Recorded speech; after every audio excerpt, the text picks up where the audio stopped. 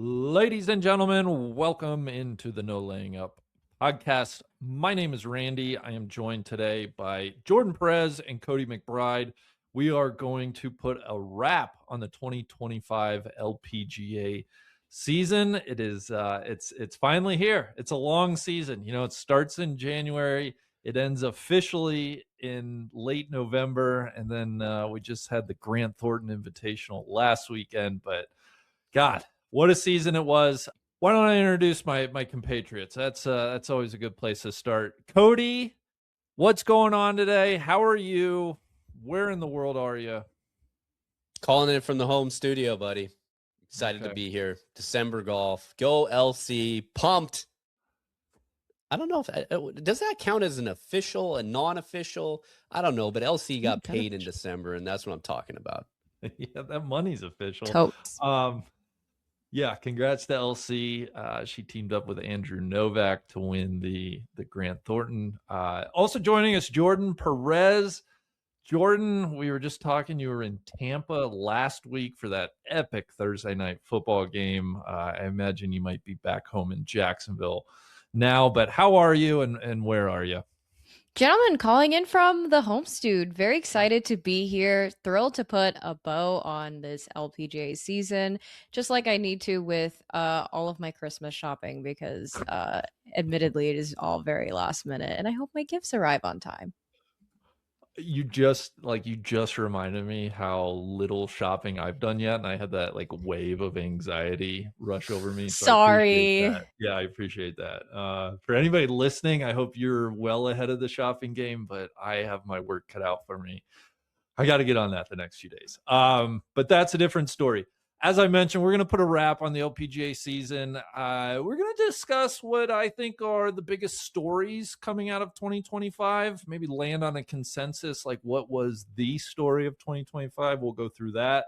In the next block, we're going to hit some superlatives, what our favorite moment, least favorite moment. We got a bunch of superlatives. That'll be kind of the second block. And then to round things out, we're going to look back at our predictions that we all made to start the year. See just how off base we were, or maybe we got some right. Who knows? We should have a bit of confidence in ourselves. So that's the show for you. Appreciate everybody being here. Cody, why don't we start out? Let's, as we always do, let's thank our good friends at Titleist for being our sponsor of today's episode. That's right. Thank you to our friends at Titleist, the number one ball in golf and the number one ball on the LPGA, with Titleist accounting for 73% of all golf balls played on the LPGA this year. The holidays are basically here, but if you're scrambling for last-minute gifts, here's a great option that won't have you worried about last-minute shipping times: a gift card to Titleist.com. They can use it to stock up on golf balls, make a club or gear purchase they've been considering, and Titleist.com has great features to help you dial in, from the golf ball selector tool to the custom fitting locator to the golf ball customizer. You name it. Head to Titleist.com to learn more. All right. Awesome. Thank you very much to Titleist. Yeah, just off the top here, as we mentioned, Lauren Coughlin, Andrew Novak, they win the third playing of this mixed Grant Thornton Invitational from Tiburon down in Florida. Runner-up was Nelly, Corda, and Denny McCarthy, Charlie Hull, Michael Brennan, and Jennifer Kupcho and Chris Goddard. So, guys, did you watch much of this? I watched just a little. I got to admit, I was not glued to this. Curious if either of you watched more of this, and I don't know, any thoughts here as we're now through the third iteration of this event? Does it have juice? Does it capture your attention, or is it kind of just washed out this time of year with everything else going on? Yeah, hand up. I also didn't catch very much of this event. I was also delighted to see that LZ took the dub, but I don't know. I certainly have mixed feelings on the event. I don't think it's really quite captivated me just yet. It's not really appointment viewing for me as much as I really want it to be. So, yeah. I mean, the one thing I have noticed, if you go back to that first mixed event, just the participation on the men's side specifically, some bigger names, I'll say. I think the star quality, if you will, is waning just a bit. That would be one nit to pick. And then just listen, it's not specific to this event. I just don't watch kind of exhibition, silly season golf. So that's more of a me thing. I have talked to some people that did watch and really enjoyed it. And so I think it's fine. It kind of is what it is. It's not hurting anybody. Yeah, it's not hurting anybody. That's a good way to put it, JP. I think that's where I net out. I agree with you all. I think what's glaring now in this most recent iteration is the lack of investment on the PGA Tour side compared to the overall investment on the LPGA Tour side. In terms of star power, I think it's very clear that the LPGA Tour, Grant Thornton pushes a lot more money to their higher ranked players. So I understand Grant Thornton ambassadors are going to be there. But, on the flip side of that, I was excited that you had young stars from the PGA Tour that were coming out and wanted to play. And then, some elder statesmen there. It seems like Billy will look for opportunities. Wyndham, the same thing. But yeah, Shipley, Clanton, Danny McCartney, Goddard, Novak, guys who I guess it's good exposure for other fans. It's just weird. I don't really know what to do with it. I don't think it's a bad thing, like you said, Jordan. It's not really hurting anything. But if you kind of want it to be, kind of have the gravitas of what a Jason Day Liliaco grouping is, that needs to be like the standard. And you would expect to have Scotty, Jordan, you name anybody else there that wants to play. And I will say, if, I was thinking of this, like, why are there not more stars there outside of time? People aren't getting paid. So I went to the actual Grant Thornton Invitational website and looked at their corporate partners. And there's so many corporate partners here where I was like, well, why aren't these players just absolutely like getting pegged? Give them the appearance fee up front and then let them go play for whatever purse. But let me count here. There's 1, 2, 3, 4, 5, 6, 7, 8, 9, 10, 20, 30. There's 35 corporate sponsors for this event. And big name people. Franklin Templeton, Ritz-Carlton, Tito's Vodka, Cadillac, Cutwater, Dow, Waste Management, you name it. The list goes on and on. Where'd the money go? What's happening? So I don't know. They get paid though, right? Like based on finish? For sure they get paid. I think LC and Andrew got $1 million each. And then it's a pretty steep fall off to Cup Show, got paid out $380,000 each, which everybody did who finished T2, which there was a pretty big group of them. But, to a lot of the Florida people, it's a local thing. They don't really have to travel that far. I understand it's down at Tiburon again, but LPGA loves going down and playing that course. So who knows what the future is? Well, Liliaco and Jason Day did play. They just finished tied for DFL, which tough finish there. It was good. I was excited to see Jess quarterback. I don't know how often we're going to see her back next year. She hasn't really said if she's going to play a full-time schedule yet. She's still very much on maternity leave on the LPGA Tour, but awesome to see her back out there. Yeah. Well, we'll see where that event goes. Let's dive into the crux of the show. Like I said, this first block, I want to talk about the biggest stories from 2025 when we talk about the LPGA season. And I jotted down 10. I can kind of lay them out. I don't know if we need to like rank them 10 to 1, but I am curious as a group where we would land with like a top 3, certainly what we think is the biggest story. So let me just mention them and then I can get into them. So in no particular order, these were my idea of the 10 biggest storylines coming out of 2025, at least where we sit right now. Nelly goes winless. Had that on the board as a story. I had the emergence of Japanese stars as a story. I had parity across the LPGA as a story. I had Lottie Wode's historic start to her career as a potential top story. I had our new commissioner, Craig Kessler, was officially hired in May of 2025. I had that as a potential story. Jeeno winning Player of the Year on the strength of back-to-back CME Tour championships. I had that. I have the fall of Lilia Vu as a potential top story. I have Australia's low-key big year as a top story. A dearth of wins by Americans. And then the final one, I had the international makeup of the Rolex top 10. So, guys, you tell me, Jordan, what catches your fancy there as I list those 10 stories? Where does your mind kind of first go to? I would say I think we should start off strong here with Craig in and Molly out. It's interesting. I mean, it feels like in only just a few months of being the LPGA commissioner, it feels like Craig Kessler's done much more than Molly ever did in her few years at the top. I'm really impressed by everything he's done so far and the way that he has truly leaned in and is so tapped into the players, has played with them, spoken with them extensively all across the board, and really values these stakeholders. And you got to think too, I mean, it's a difficult job. You have various constituents who have things that they want, who've experienced the tour at different times throughout their careers, and there's a lot of interest that he really has to accommodate. But I think everyone wants it to grow in some way, and he has big ideas and a big vision.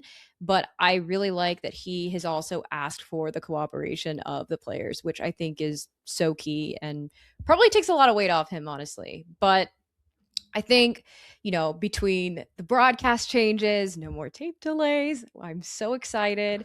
The Vegas event transforming into the co-sanctioned LET event at Shadow Creek and is now the highest non-major purse, which is crazy. And then Chevron leaving Carlton Woods. I mean, all of that in just a matter of few months is so transformative. And maybe it doesn't move the needle on like a national sports scale, but if you really love and you embrace the LPGA and you watch the LPGA, these were massive changes just in a short span of time. And I'm really encouraged by the work that he's done. And I feel like there's nowhere to go but up for this guy. And I'm truly excited. I think to me, that was the most that was the most important story all year. It's hard to argue with that, honestly. I think it's certainly, if not the biggest story this year, hopefully will be one of the bigger stories as we go forward. And just so people, we talked about a little bit, but in case you missed some prior episodes, just before the Tour Championship, the LPGA announced in partnership with their partners FM, Golf Channel, and TrackMan, they announced the following initiatives starting next year. As Jordan said, all rounds are going to be aired live for the first time ever. So there's going to be no tape delay rounds. That you're right, JP. That always bugged the shit out of me, right? When the LPGA would get bumped from, a normal slot and they'd throw it on late at night. So that's going to be a thing of the past. In addition, they've announced a 50% increase in cameras, which is going to make for expanded coverage of just holes on the course and golf shots around the course. I think this is absolutely, absolutely needed. Something we've been banging the drum for, So very excited about that. They're going to have more slow motion cameras, and they say triple the amount of microphones to, again, capture the details of the tournament, the sounds. The slow motion cameras are going to be used to analyze swings, et cetera, et cetera. I think that's a good thing. They're going to use more drone coverage to highlight the venues and the holes. I think that's a good thing. This one's a little broad. I'll be curious what actually comes of this, but one of their bullet points is enhanced storytelling and broadcast walk and talks. I think that will be interesting. What comes of that? Any new features, etc. And then quadruple the TrackMan shot tracing technology. So again, I think it's just very important. The LPGA broadcasts, I think, are going to start to look, that the hope is they're going to begin to feel like any normal week-to-week PGA Tour broadcast. And I think that's a great thing for not only the women, but the people putting on these tournaments and us, the fans who want to watch these tournaments. I'm very excited. Cody, I think you're bullish on Craig Kessler's tenure as well. Anything to kind of add here? It seems like, not to, I'll maybe set you up if you want to go this route too. It seems like too he's got some people around him since he's come into the position that are really taking a look at some strategic aspects of the tour. And I would anticipate we did not see any real changes in the structure of the 2026 schedule, but I'd be surprised if we didn't see big changes as we get to 2027. Yeah, absolutely. Not just people inside the organization that he hired on, but also people on the board, kind of a new format, new version of the LPGA board, new advisors that are helping him along, as well as helping the board along as they continue to make changes. And you're right. I think 2027 is probably going to see when we get our first look at what a revamped LPGA schedule could be. If that's bringing it more global, but more consistent, if that makes any sense. Like, I think we're getting to the point where we're going to lose one of the Asian swings just because you don't really need both of them, and you can figure out what the balance overall is. But you're right. I'm very high on Craig. He came in with his 4 pillars or goals, and the broadcast, I think, speaks directly to what his second point was, and that's overall visibility for the tour and the brand itself. And he was absolutely fighting for airtime on Golf Channel, occasionally NBC, CBS when they'd buy it. The same thing with ESPN Plus, but this has changed it, and I'm very excited for what comes. I mean, more cameras, more microphones, great. More walk and talks, more storytelling. Sounds incredible. I can't wait to see what that actually pans out to be, though. And we're gonna have to wait. Now, luckily for the LPGA Tour, we're gonna get a first look of it in January, but not really till March, till it heats up again. But I think it's an incredible start, and I think he's making big swings and bringing people who want to invest the money into the best women athletes in the game. And he's holding them. People have said for a long time, hey, I'm interested in the LPGA Tour, and they would never get a call back. Well, Craig's going down the Rolodex now and is calling people back and said, hey, you said if I ever needed help that you would help me. Now it's time to do it. And you see companies, FM, TrackMan, and a ton others actually showing up. Now, the Vegas event, I think there's a lot more to be talked about there. And I think there's a long way that the LPGA Tour could go with coast-sanctioned events. We have the Irish Open, that's a coast-sanctioned event. We have now the Aramco Vegas, whatever it's going to be, as a coast-sanctioned event. I don't understand why they haven't looked and said, well, wait a second here.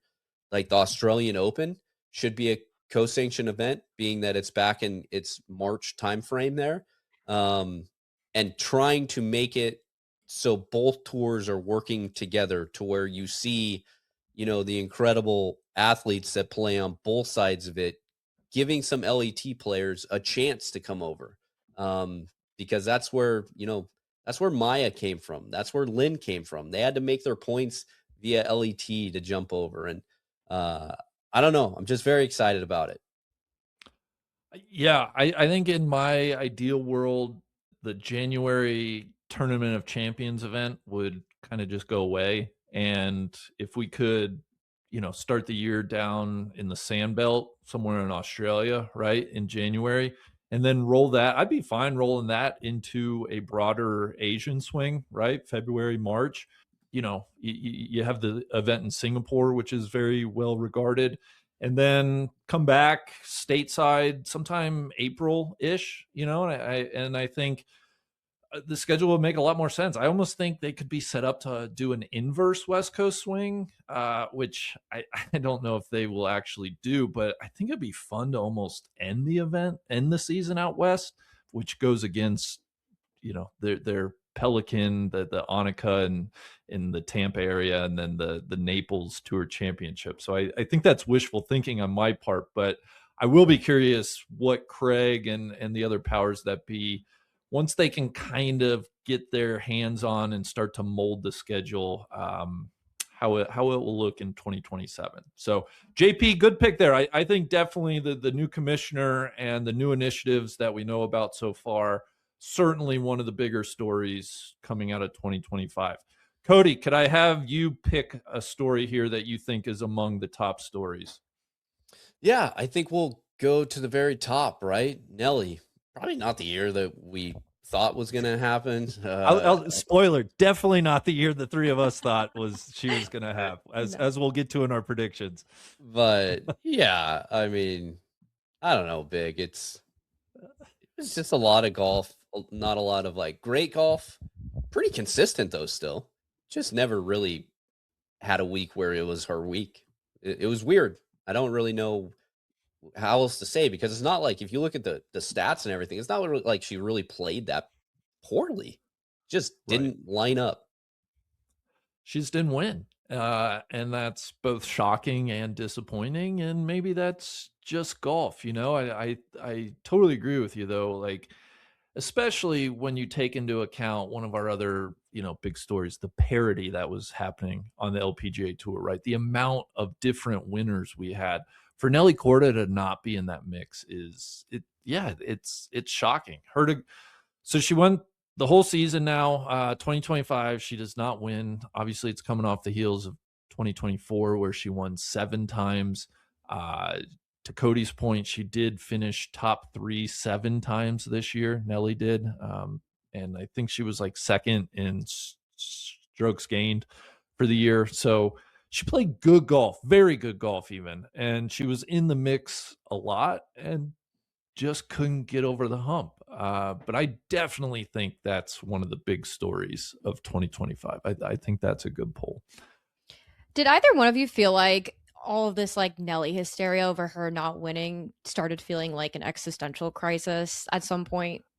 Yeah, it kind of does to me. I think more so at the majors, right? I feel like as we got later into the year, maybe the Women's Open, which is the last major, yeah, there's something about just like, man, I feel like there is the tendency to kind of tie Nelly's on-course results to maybe trying to have that speak to her broader, I don't know, just well-being or outlook. Is that kind of what you were thinking, JP? I kind of meant more on like an LPGA level scale, because it feels like, to me at least, that the sentiment was we're cooked until Craig Kessler came in the picture. But I don't know. That's personally how I was feeling. Or I observed, rather. I wasn't really feeling that. Yeah. Well, I think from our American standpoint, we certainly have a bias for American players. And she was the one that's like, hey, Nelly, face of the LPGA, historic 2024. Like, let's build on this. We got a great thing going. And for that to revert to no wins and to kind of give away that momentum, I certainly agree with you there, JP. Like, let's just talk about the parity, because I do think that was one of the bigger issues. I'll throw that one out. I mean, just to put some facts to it. So I think it was the first 24, 25 events. Anyway, from the season beginning in January until into October, when Jeeno Titicum finally became the first woman to win twice, we had a new winner every week of the tour. And I think it's kind of a novelty for a while. And then as it goes and goes and through all the majors, and it's like, I don't think this is actually a good thing. Miyu Yamashita ended up winning a second event on the Asian swing late in the fall. So Jeeno and Mio were the only 2 women to win multiple times this year. There were 11 first-time winners on the LPGA Tour this season. 4 of your 5 major champions, it was the first major they had won in their careers. Like, it's don't get me wrong, it's great for the women individually. I just think if we're going to attract wider audiences, and I think there has to be a center of gravity in women's golf, a kind of standard setter, a standard bearer. And then it's fun to watch everybody else try to chase that great player. And so, JP, kind of getting back to what you said, I think we were thinking Nelly would be that kind of standard bearer, and let's try to watch all these young stars catch and compete with Nelly. And we just didn't get that. And I think that's, I don't think that's great for the LPGA Tour to have this much parity. It's not great. I also think it exposes one of the big things that we're kind of flirting around here. Okay. And the reason why JP got that feeling when, Nelly wasn't performing or winning, I would say, and everybody felt like there was crisis at hand is frankly because nobody else is invested in anybody other, no other stories. Yep. And That's fair. parity at the same time could expose the breadth and depth of how great this talent is and how incredible that streak was. And instead it became more like, well, shoot, like there's no one here to really root for. There's, no depth, and you don't really have a rooting favorite because it's such a roll of a dice. And this deserves a lot more discussion around it, because I think we could go deep into how the LPGA Tour sets up the courses that they're hosting these events at to actually make their best players shine, to create separation between these. Like the fact that we have the data that we have now, and we're going to get more of it, that should make it very evident to them, because they set it up for this to happen. This is their doing. And I don't know if there's a full realization of that yet. That's a great point, and something that candidly I don't know the answer to, Cody. I would love to talk to somebody that could get us a definitive answer to that question around course setups and how they think that plays into what we saw this year, and if they are setting up courses to maximize the top end talent on tour. But it's all, points very well taken. I think it all feeds into that for sure. All right, why don't we go around? I'd be curious, we don't have to go through all 10, but JP, what would be another pick of yours as far as top of mind story? The full emergence of the Japanese stars. We saw this coming for years, and it feels like they have truly definitively stamped the LPGA, and they're here and they're not going away. Japan won 2 out of the 5 majors. They won 9 events, more than the Americans, which I think we'll probably get into a little bit later. But, as we enter kind of this new era, and we're seeing so much dominance over there, I think Craig Kessler alluded to this last month in his press conference, that there's a potential for an Asian major. And I would just love to see more interest served on that side, because it's very clear that the development of golfers in Japan is very much starting to outpace what's going on stateside. And I don't want to speak maybe for all of the Western world, because I don't know if that's necessarily true, but they've just truly taken over. That's huge. And I kind of wonder, something I was wrestling in my mind that I don't quite know if I have the answer to, if the roles were reversed, I mean, would we think Western players would fare the same in Japan? And I've wrestled with that question a lot. I'm not quite sure. And so thinking about that and trying to tangle myself up in that mental exercise just makes me think I don't quite know, but our rookie of the year is from Japan, Miyu Yamashita. Just was dominant. Her AIG Women's Open win was incredible and beat some incredible players to get there. And, the UYE twins, sorry, I don't know if I pronounced their name right, but had high hopes for them. They were incredible coming out of the JLPGA and in Q Series, and they were dominant this year as well. So I very encouraged. I think that was a big word salad about how exciting the talent is over from Japan. But I think the tour has a duty to kind of support this and truly let them shine, and I guess in other words, let them cook. I don't think there's any way Americans would be as successful on the JLPGA as we see Japanese players having success on the LPGA. I just think the cultural barriers would be a lot. It'd be fascinating though, to your point. And I totally agree. The emergence of kind of Japan as a golfing force on the women's side is definitely a big takeaway of 2025. You mentioned the 2 major victories, the They had 5 first-time winners on the LPGA this year. They have 7 women currently ranked in the top 30 of the Rolex rankings as of recording. Yeah, they are here, and they are a force to be reckoned with, I think, for the foreseeable future. Absolutely. No mention of Rio, NASA, obviously rounding out the top 20 names that are in that pool there. Thank you, Cody. There is another country that also had 2 major championships this year. And that's Australia. And that's coming from a lot smaller pool of players. Now, Japan is bringing, just rolling in numbers. Australia's a much smaller sample size, but still packing a harder punch. So, yes, I agree. I don't know if you elevate the HSBC or what. That's always been known as Asia's major anyway.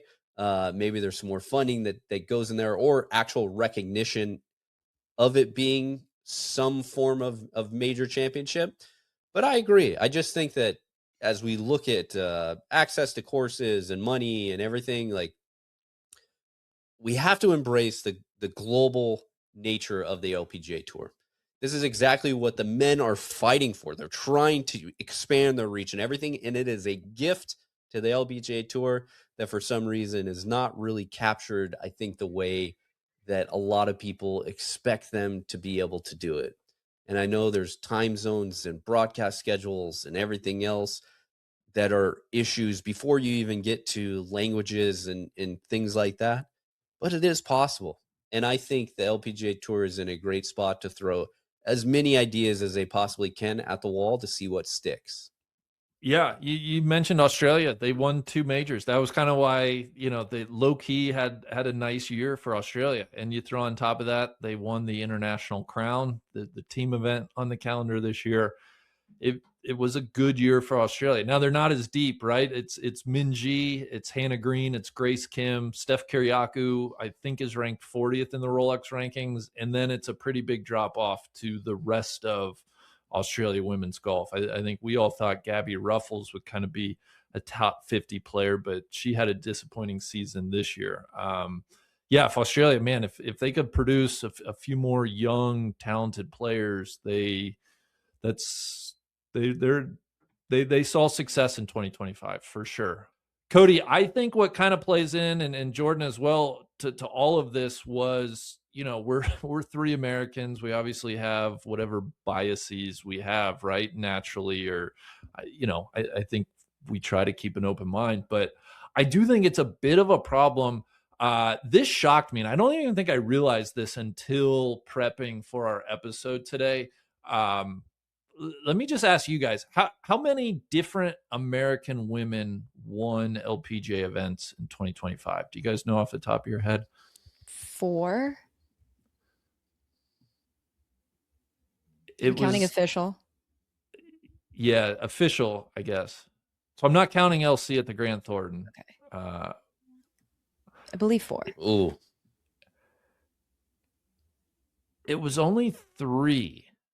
And well, it started out hot. I mean, and 2 of them happened Angel. in February. Right. They went back to back. Yalimi and Angel won on the first Asian swing.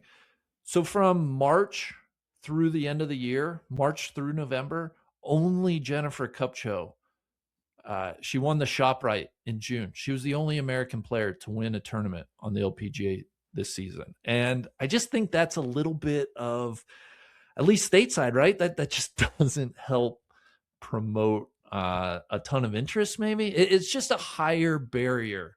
And I think that plays into, we talked about Nelly and the disappointing season she had. And I think it just leads us here to Lilia Vu, and just quickly kind of putting some facts to the awful 2025 she experienced. She came into the year ranked 5th in the world. She had just finished tied for 2nd at the at St. Andrews at the AIG Women's Open in 2024. Guys, she made 3 cuts in full field events in 2025, and her best finish, a runner-up at the Ford Championship. That was early in the year. She missed 4 out of the 5 cuts in the majors. The one that she did make, the Chevron, she finished DFL at 78th. She had more rounds on the year at 77 or worse than rounds in the 60s. And I think this is the big worry. She's 28 years old, which again, like in women's golf terms, it's certainly a lot different than the age on the men's side. But more so, she's trying to fight back through a pretty severe back injury, and I don't know. I'm worried. I think we're at a real crossroads with Lily Vu, and it's just a shame. Like I don't know what else to say about it except like it sucks, and I think it's a shame for everybody involved. It's such a weird thing because she's been pretty vocal about, "Oh, I'm not going to play if I'm still hurt, and I'm fine. That's why I'm playing." But then the performance is so far gone that you're like, well, there has to be something there. Right. Yeah. Like, right. what is it then? I mean, feels like after she lost the playoff at the Ford, she just completely disappeared. Yeah. Like I barely thought about her. Like to the point where, I'm not saying this is the case, but if you were to tell me, hey, in 2-3 years, Lily Vu's going to be out of golf, like I think that's in the realm of possibility now, just based on her play, right? Like something's got to change. She can't stack seasons like she had in 2025. Like she's not going to do that for a while. Nobody can sustain that. I would have called that alarmist last year if you were saying that, but now I am completely on board with that. Yeah. I think the last big thing, so apologies to Lottie Woad. I'm not sure it was a historic start to her professional career. I don't think that's going to maybe make our cut. I think the other big story is just, and she salvaged it late, is Jeeno Titicum. And, she wins Player of the Year this year. She wins the Vare Trophy. She goes back to back winning the CME Tour Championship. She's 22 years old. She makes 18 and 19 cuts. She 14 top 10s, 3 wins. She also won the Saudi Ladies International on the LET early in the year. The one kind of knock on her continues to be she doesn't have a major, and her results specifically at the US Open and the Open Championship aren't like great. But I think Jeeno just being number one in the world, having such a high floor. And again, like I felt this way last year, I was like, gosh, I think she set herself up for a monster 2025. I think the same way where it's like, there's a monster 2026 out there also for Jeeno.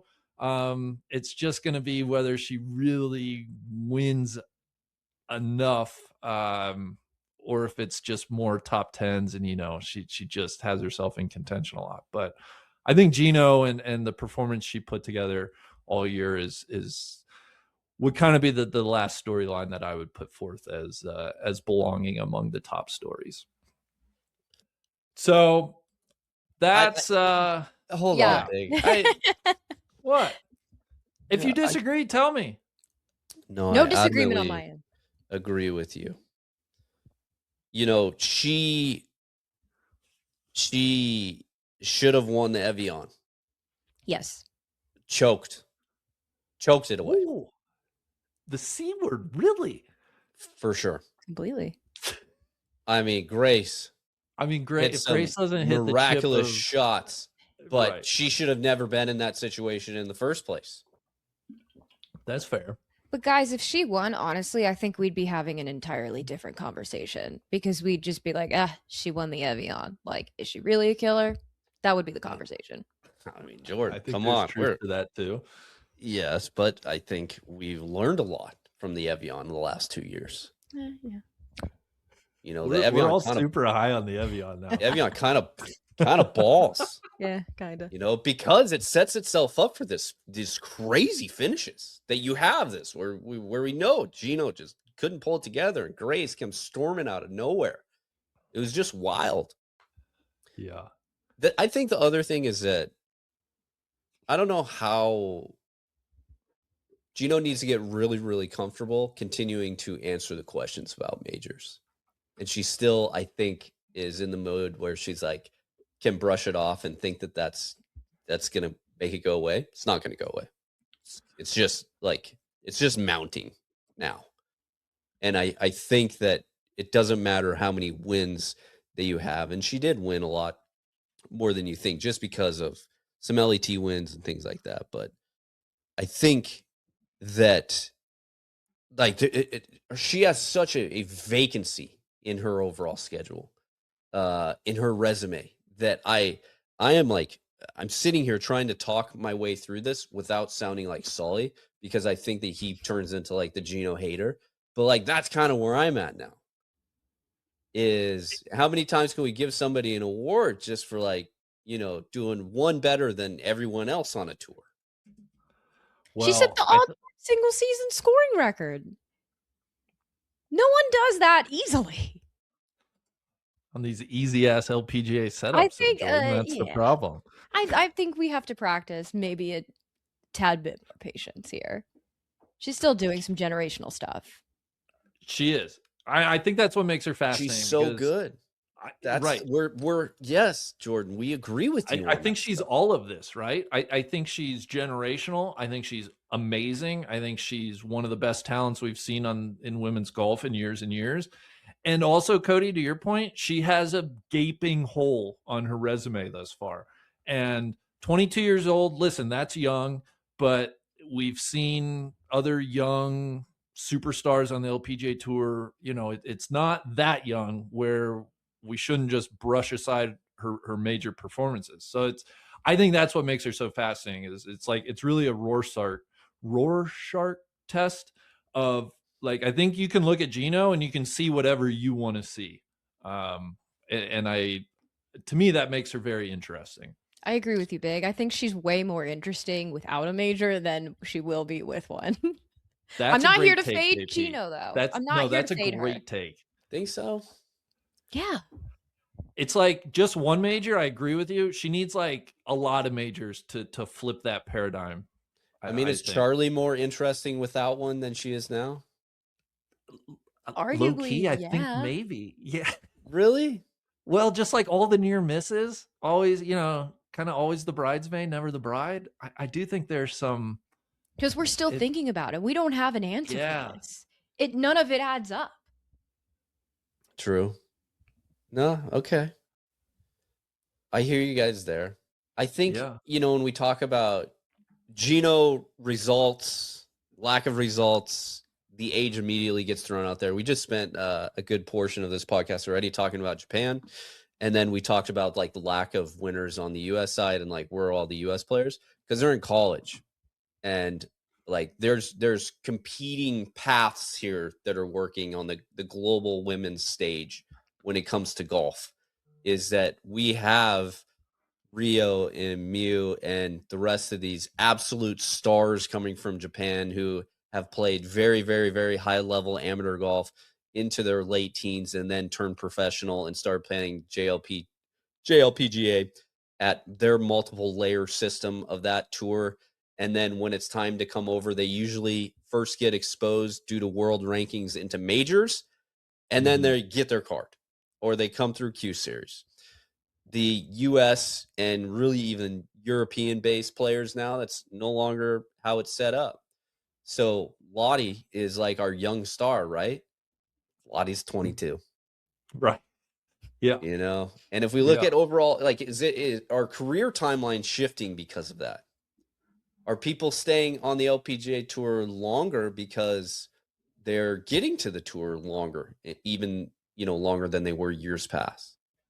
And it's just very interesting to see what the actual trajectory of it's going to be. Because the money's getting better, which I think would compel people to want to stick around longer, right? Like the big thing is always, what do these women want to, the pressures or the timeliness of starting a family, right? That's always the big consideration. And I think maybe Jordan, this is where it's like, Jordan, please check me on all this, but it feels like, I don't know if the purses are going up and certainly the big events and the CME at the end of the year, like I feel like women are going to want to maybe stick around and try to extend their careers a little bit because they can make more money. There's two sides to that too, right? stick around because they can make more money, but also more money means that, and the way that the tour and everything else is advanced is that there's more opportunity for on-site childcare and for people to help support Great you point. on the road. And you can Yeah. have way more moms that are out there traveling, and it's not like an immediate career ender. And just as a Back to Jess societal Corda, shift, we're having kids 100%. later. Yeah. Yeah. You Yeah. know, there's an absolute like superstar right now that nobody's. I don't know why they haven't realized it, but she's pregnant. Nobody's like has broken this, and I'm not going to say who it is. We'll wait Decent. for I that don't to even know. we'll wait for that to actually happen. But like, I don't think her career is over. Yeah. You know, I think she's going to come back stronger and better, and it's like a new lease on life, which I am very very excited about. Um, but I don't know. It's just very interesting because we saw this recently in the most recent like Q series that's going on, you know, that just wrapped up. And some of the girls who like very young players who decided to just turn professional because they made Mhm. it into final stage and say, yeah, I was committed to Stanford or Auburn or whatever else, but no, I'm going to go get this now. There's just more autonomy available now, especially now, yes, on the collegiate side where you can finish out a college career and there might be an LPGA card waiting on the other side, or you might get Epson Tour status and you don't have to go through Q school at all. And that's also an important piece of this too, because for so long, women had to decide, am I going to finish my college career? Do I finish this while trying to make it playing professionally? No, I can stick around here. I can get an education and then I can try and focus completely on my professional golf career if that's what they want. And that's also a massive piece of this new autonomy. I agree. And I'm happy that the LPGA Tour is making changes to provide access based off of stellar performance in collegiate, you know, in college golf. But I also think if we looked at, we could play the last 8 to 10 years of college, the best college golfers, and see what their professional records turned out to be, where they're at now. I love this game. And it is a very, very, very small group of women who have Yep. been successful on the professional stage. Yep. And I think every single one of them invested a ton into college golf and they wanted the team dynamic and to get a degree and everything. But I think that burnt them out and set them up probably for not the amount of success that they kind of probably expected. Yeah. Well, and to Jordan's point, you know, it seems like the college route is not near the, you know, it's not setting up American women for success like the JLPGA or even the Korean LPGA seems to be setting up the best of the best over there to come on to the LPGA and experience real success. But I think this is something we definitely have to keep an eye on over the coming years because I do think there's absolutely something there. All right. Well, I think love that discussion, guys. Thank you. I think those are certainly the big stories from this golf season. Let's move into some superlatives for the 2025 season. So my first category, I asked everybody to come with their favorite moment of the year. We're going to start it on a high note. Cody, can I put you on the spot? What was your favorite moment from the 2025 season? So many to choose from. I'm going pretty early in the year. I'm not going to run down the list that I have. I don't want to pull a TC here, but it's got to be the 5-way playoff for this Chevron, right? I mean, and just kind of the chaos that ensued from there. It was truly like what is happening mental. Can we just talk about it a little bit? Like, just to refresh folks, it really started with Area Jitanagarn and just the flub chip on the 72nd hole in regulation at the Chevron. All she needs is a par to win it in regulation. She flubs her third. She chips her fourth past the hole, misses the par putt, makes bogey. And Cody, to your point, that opens up the 5-person playoff at the Chevron. And then the playoff was wild. Playoff was very wild. You had Aria there, Lindy Duncan, our close personal friend now, Randy, Hoiju Kim, Yes. and Ronnie Yin, and then Mao Sego, who ended up, you know, the only person to make birdie on the very gettable par 5 there, as they all just tried to launch it into the grandstands and get a good bounce off of it. It was wild. I mean, Ronnie put herself in the best position and then 3-putted. But Mal came out. Yeah, she's the only person that made the putt, so good on her. Ronnie had, I don't know, generously 10 feet. Could Yeah. not have been more than 10 feet for eagle and 3-putted. Yeah. Oh God. That was tough. Yeah, that was all just psychotic. That's a great one, Cody. Jordan, what was your moment of the year? Oh, so glad Cody didn't take it, because I'm claiming dibs on Grace Kim going eagle, birdie, eagle. This was then mine. Oh, We'll so share this sorry. with So you. sorry. No. I mean, No, it's great. I figured somebody was gonna have this You're one a too. gracious host and letting us, both of us, go first. But yeah, the eagle, birdie, eagle sequence to force Jeeno into the playoff, chipping in on the first playoff hole and then winning on the second. That was exhilarating. And Grace is an interesting case because we saw her flashing at KPMG, and then she got it done at the Evian. And she's just been a fun player to watch over the past few years. And I don't know. I know I said we would probably have a different discussion about the Evian, et cetera, and all our feelings about the Evian. But like you said, Cody, the Evian's changing. The Evian is putting a really nice spotlight on players that are legit AF. Yep. The Evian might be the people most disappointed that the Chevron is moving from the Woodlands. I think that was the best thing the Evian had going for it. Yeah, that was my moment of the year too, Jordan. Just an insane stretch there. And I just think that Grace Kim chip, to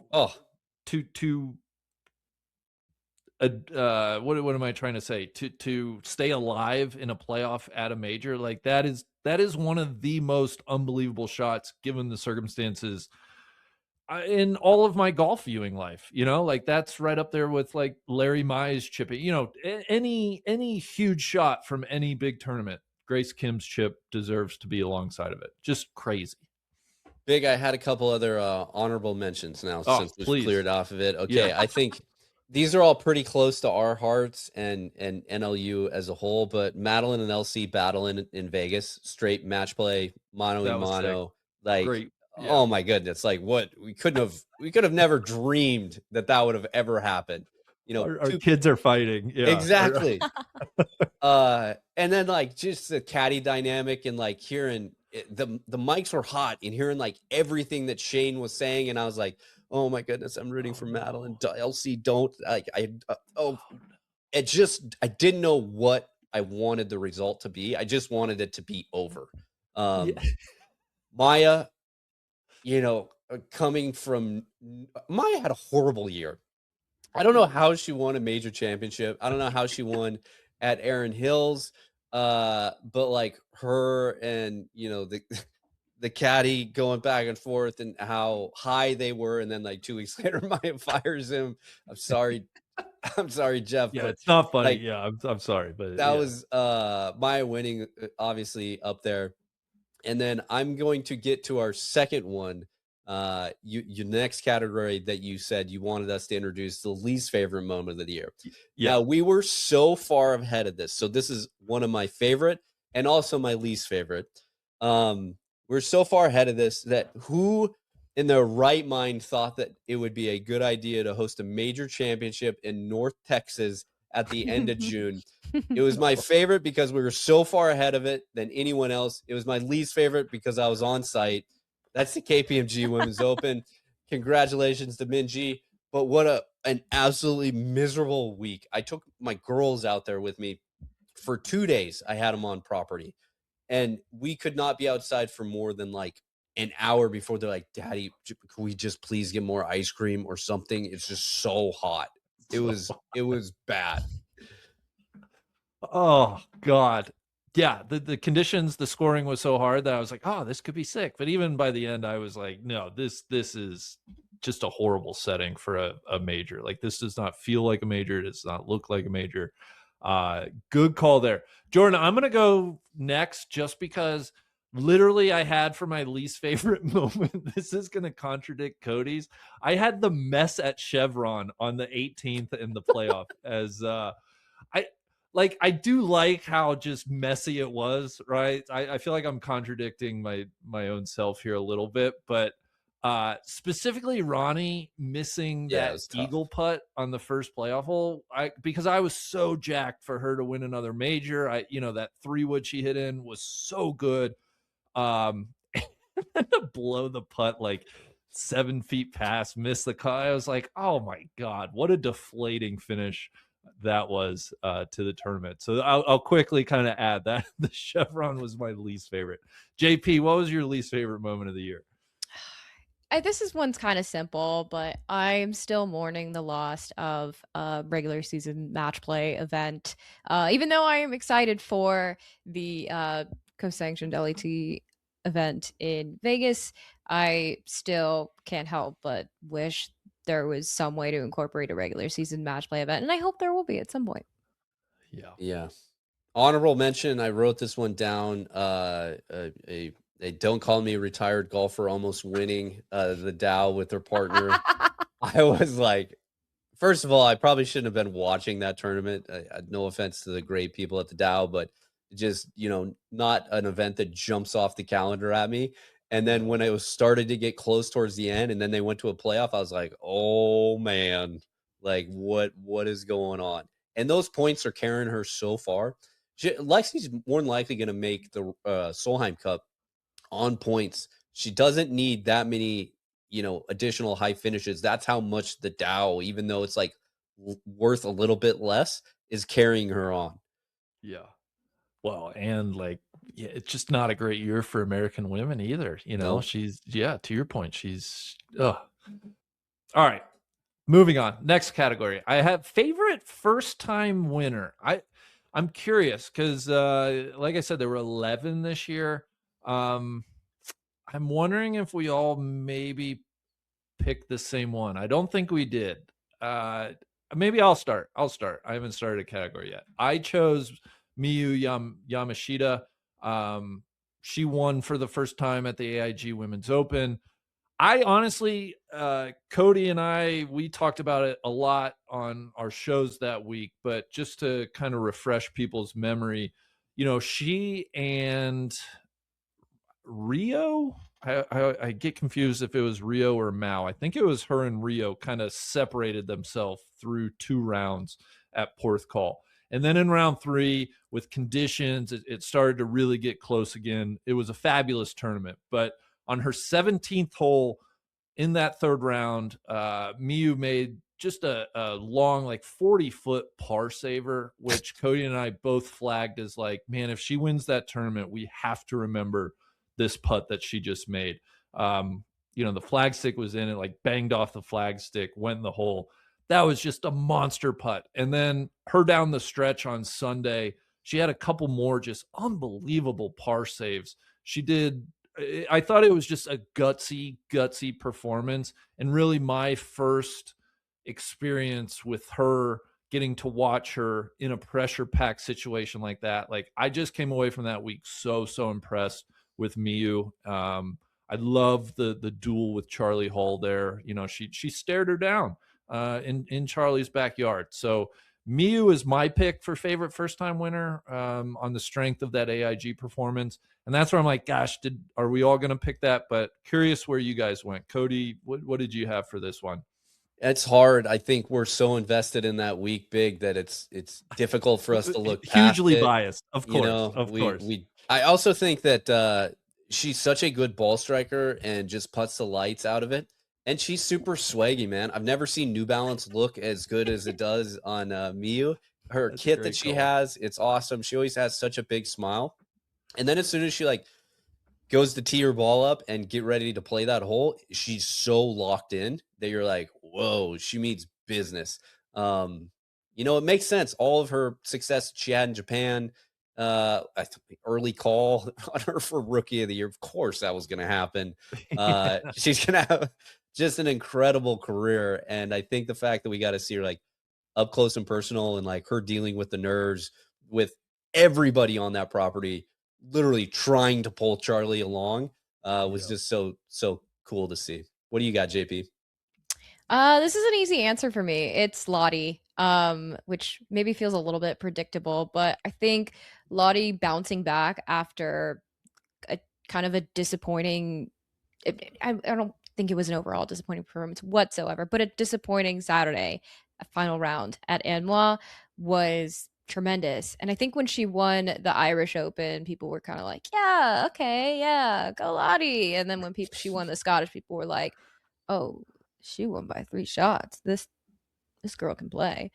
And then kind of parlay that into a good finish at the AIG. And yeah, I I had a lot of Lottie stock all year. I made that very abundantly clear, and I think she's kind of adjusted pretty well in the LPGA. I think, it's still been a little bit of a challenge. I think there was an expectation for her to kind of win out, similar to how there were those expectations of Rose a few years ago, but I'd say she's probably adjusted just as well as anybody, truthfully, probably even better. The Irish win was probably not what she expected, and then being as tired as she was and coming off that high to her first major as a true. Well, actually, did she play the US Women's Open as a professional or as an amateur still? Is an That would have amateur. been an amateur. Yeah, her Right. first. Yeah, So she 'cause shows played up the to the Evian Evian, even as a Evian was still an amateur. and And almost won. yeah, and I think that's where it was like, holy cow, like this is it. She's trying to chase down points to lock up her card and everything, and you're like, you don't need to do it anymore. Like you're set. And you hit the nail on the head on the Scottish. She was so tired that week at the AIG.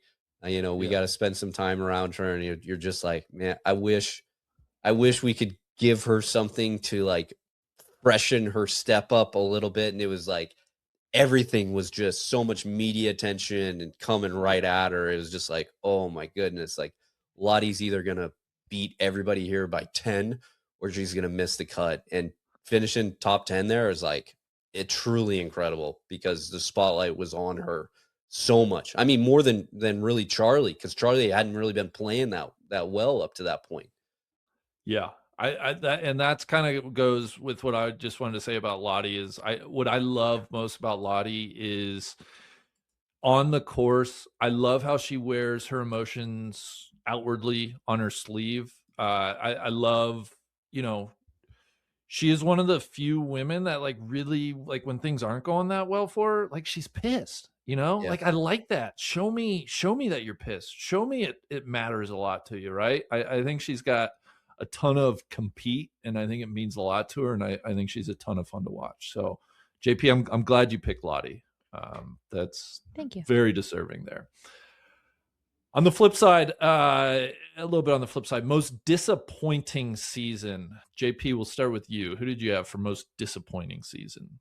We talked about this a little bit before we hit record, but I'm just tied between Lilia and Nelly. And I think kind of going back to our predictions for the year, we kind of forecast Lilia falling outside the top 10, but we didn't really predict just how steep her decline would be.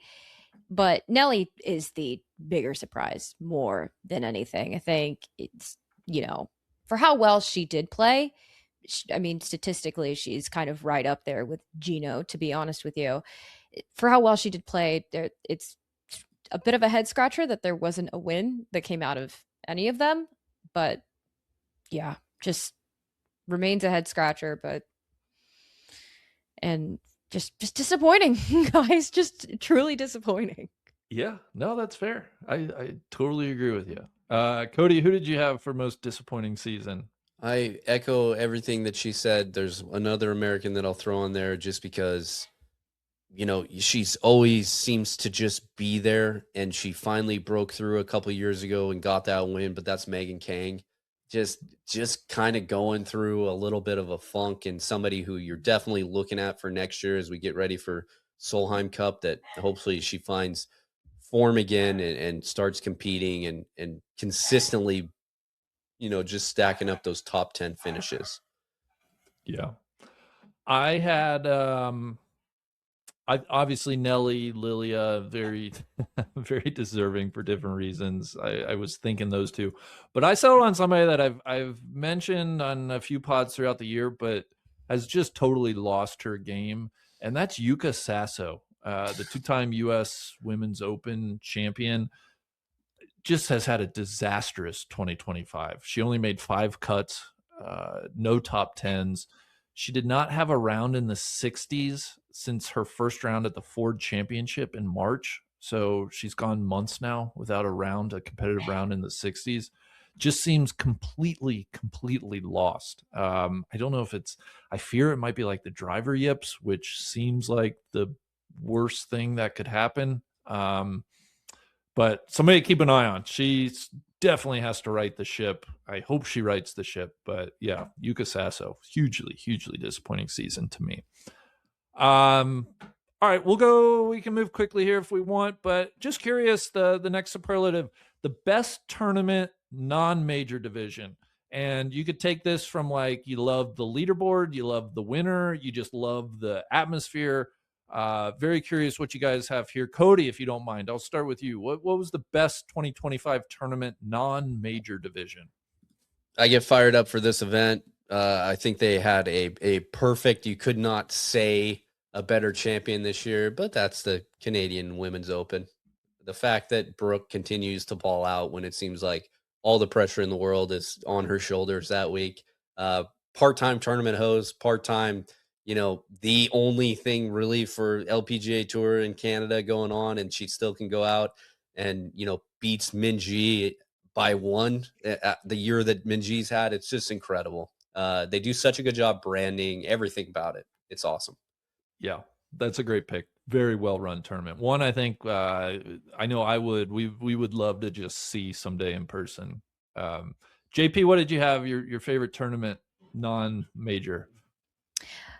I kind of want to go with the Mizuho just because it felt like everything truly shifted at that point. It felt like Jeeno was just going to run away with the year completely and nothing was really going to stop her at that point. That she really established a shift between her and Nelly. And going back to kind of that existential crisis that I highlighted, I think that's around the time when I started to observe that. But I pointing it out specifically kind of for this year, would say the Mizuho. Good one. Cody, you kind of mentioned it. I had my runner-up was the HSBC, the Singapore event in early in the year, kind of the quote-unquote Asia's major. I think they just do a really good job marketing that event. It's a good field. The telecast was very, very good. But just because of the match play final being Madeline and Lauren Coughlin, like that was my favorite non-major this year. I think Shadow Creek is such an interesting course. I think it's a great match play course. Jordan, I'm like you. It's a shame that match play seems to be going away. Wish it would come back for the Tour Championship, but that's another discussion. But my vote, yeah, Madeline versus Lauren in the finals of the match play event. That was as good as it gets for me. Honestly, as good as it'll ever get for me. Well said. Our final superlative is let me just this one's kind of based on our good friends at ServPro. We'll make this the ServPro Mulligan of the year. Okay, if you could give one woman one shot to do over again, I'm curious where we would go. And quickly, ServPro, they're the #1 brand in cleanup and restoration. They're known for making any mess like it never even happened. With over 2,200 locations nationwide, they're faster at any size disaster. Call 1-800-ServPro or visit servpro.com. ServPro, ServPro, servpro.com today. We hope you don't need them, but when you do, give them a call. They're the best in the business. JP, I'll start with you. What was your ServPro Mulligan of the year? What do-over are you granting or wanting to grant? I really want to apologize for having a little too much Ayaka Furue stock.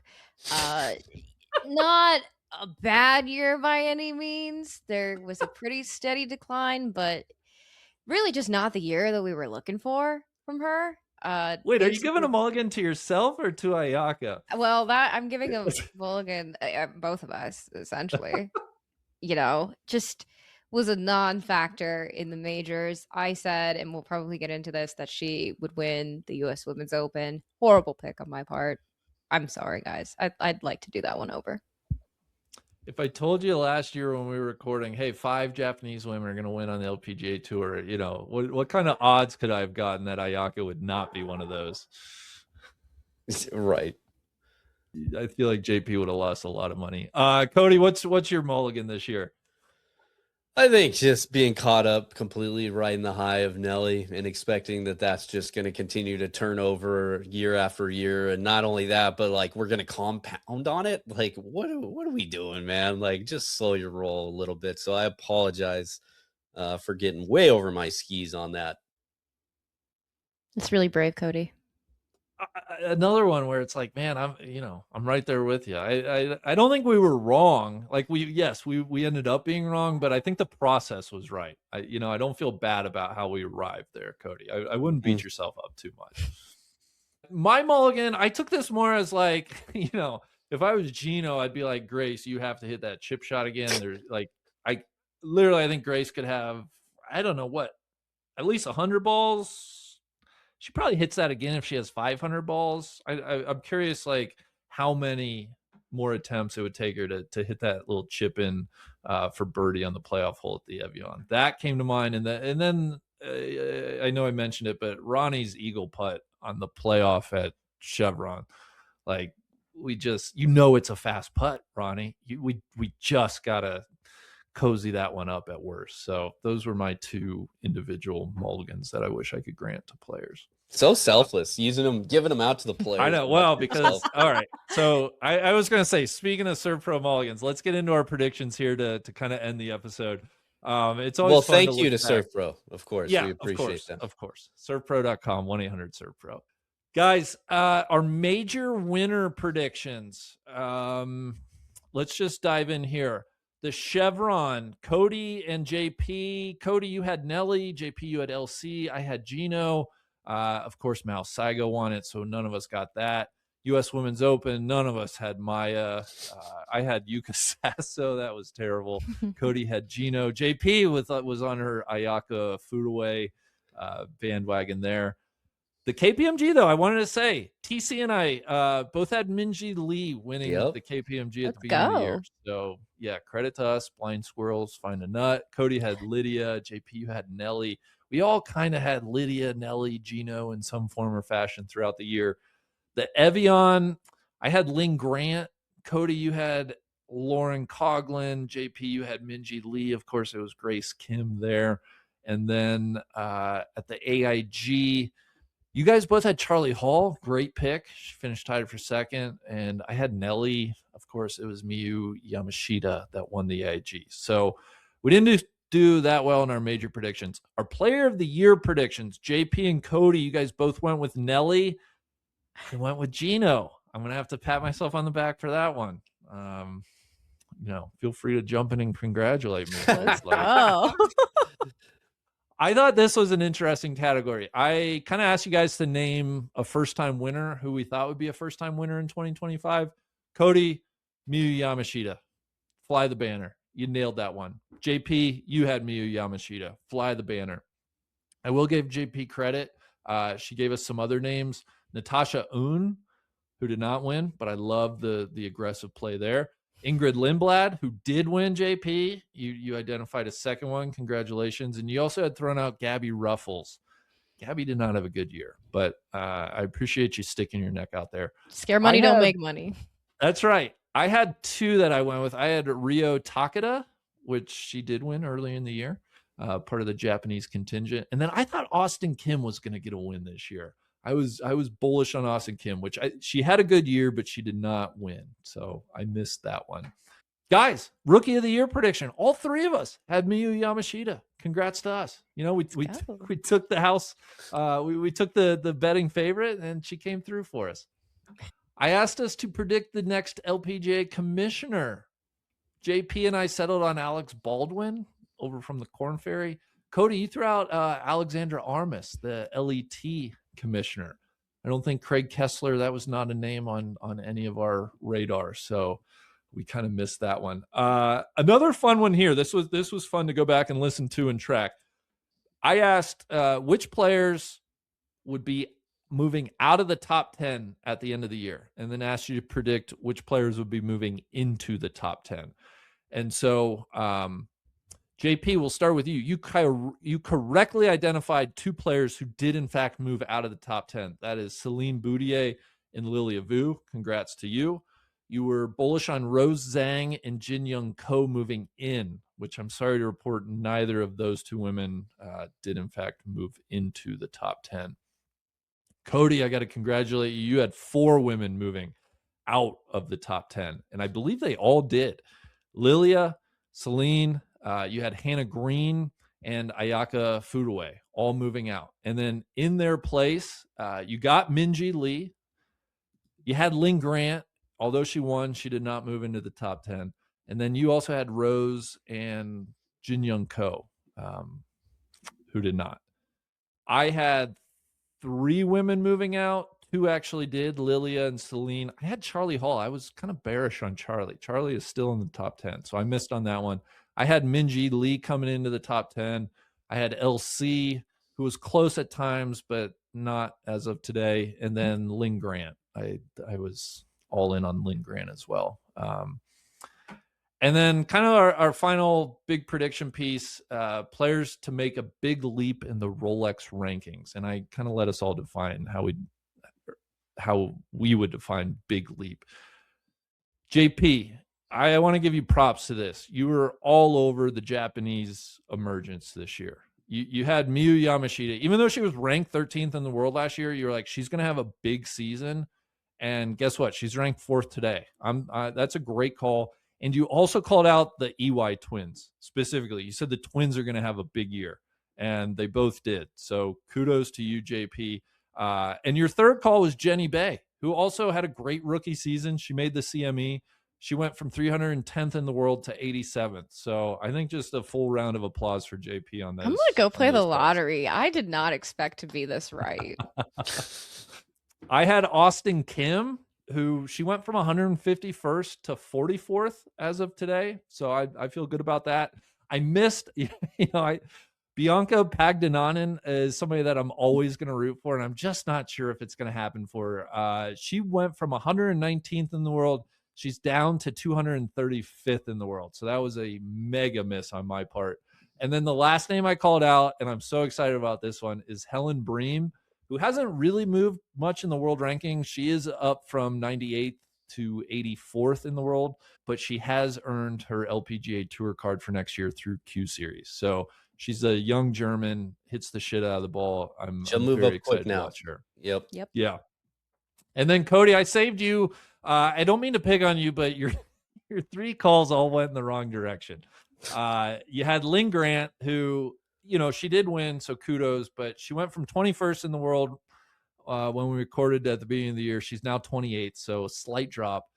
You had Patty Tavatanikit, who was 25th, and she's down to 56th. That's tough. And then you had Gabby Ruffles, who went from 48th to now 95th. So tough. I'm sorry to kind of rehash these, but not your best calls there. No. We will. I thought about doing predictions now, but I think we're gonna save. We'll obviously, make a fool of ourselves. We'll have a 2026 kickoff episode of some kind where we'll do all our predictions. So, got a kick out of kind of looking back on. We were obviously very high on Nelly. That shone through. Tough one there. And this is where I do feel a little sheepish. Is like I was banging the drum for Jeeno, and it's like, yeah, you can look at it one way, and I was like, yeah, I was kind of right. She had a big year, but also no major breakthrough. So I don't know. I feel like maybe partial credit on Jeeno. No, full credit. It was contingent on her being healthy, big. Honestly. Yeah, I mean, it's like the easiest call ever, right? I'm not going out on a limb. But JP, I thought your call on the Japanese, especially the twins, and you were steadfast that Miyu was going to win a big tournament. That was an impressive call. So kudos to you guys. I think we end it here. The 2026 season is going to be here before we know it. It starts in late January, the Tournament of Champions in Orlando. But before we go, I wanted to, we made mention, the LPGA handed out, as it were, 31 new tour cards. They took the top 25 in ties from the Q Series finals that happened a couple weeks ago. So congrats to all 31 of those women. I had a couple women. Helen Bream was one, the German, 20 years old. So curious to watch her play more golf next year stateside. But I wanted to highlight a couple other names. Chiara Tamburlini earned her card. She's a 3-time LET winner. She had a couple good major finishes last year. She's somebody that, keep an eye on. Mimi Rhodes, Cody, we got to see a bunch of her at the AIG. 23-year-old English woman. She was the LET Rookie of the Year. She finished second in the order of merit over there. She won 3 times. I think she's going to be a strong addition to the LPGA. And then JP, one name, Kokona Sakurai of Japan, who I know nothing about, but just looking at her profile, she's 21 years old and she's won 5 times on the JLPGA. So if we're talking about, more young Japanese talent coming to the LPGA Tour, I think Kokona Sakurai is a name we should just keep an eye out on. I think she'll be on some leaderboards. But JP, I was going to ask, of any of the remaining women, you are our amateur expert, any that catch your eye that you're most excited have earned their tour card? I'd say probably 2, Mimi Rhodes and Lainey Fry. I think they're really interesting because neither one of them was considered the best player on their collegiate team. So Mimi went to Wake Forest, and she was a part of that winning team at the NCAAs with Rachel Keane, Lauren Walsh, and Lainey went to Kentucky around the time that Jensen Castle had won the U.S. Women's Amateur. But it's interesting because I noticed both of them have, in some ways, I think Mimi much more quicker ascent than Lainey. Both of them have chipped away pretty quickly at their professional careers.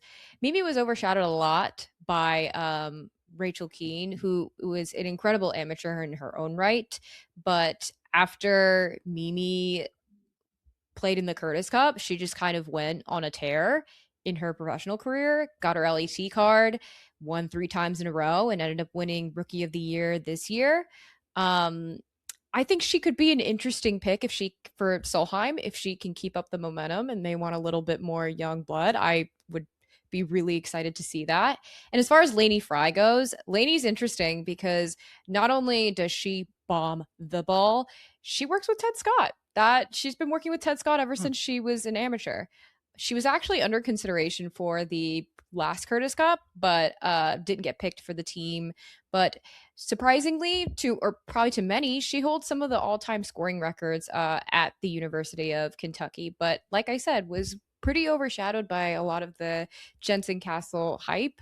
But and I hand up, I don't think I appropriately rated Lainey Fry at the time when she was an amateur. I mean, she was around, she was playing ANWA, she was playing some great golf. So it's great to see her earn her card. Her and Mimi earned their cards both in different ways, with Mimi winning getting in at Q Series, getting into one of those last 2 spots, and Lainey with her performance on the Epson Tour and got right into that top 15 to get her card.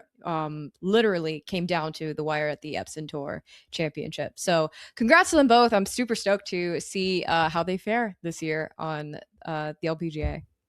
Yeah. An interesting crop, if you will. Some names returning: Ryan O'Toole, Perrine Delacour. Some veterans, and then you mix in some rookies, some young faces. Should be a nice addition of talent next year. Where did the time go? I didn't know Ryan O'Toole was 38. I know, right? It's kind of crazy. I think we call that an episode, though. We put a bow on 2025. It was an interesting season. It was a great season. It was a frustrating season. It was all of that. And I look forward to flipping the calendar and seeing what 2026 holds. JP, thank you. Cody, thank you. He just had to run and grab his little girls from the bus after school, so he is not in the studio. But JP, have a great holiday season, and look forward to being back in 2026 and previewing the start of the season. It's going to be here before we know it. It's not much of an off season. Go catch up on your Christmas shopping now that we're done. Yes. Thank you. I needed that anxiety. Thank you all for listening.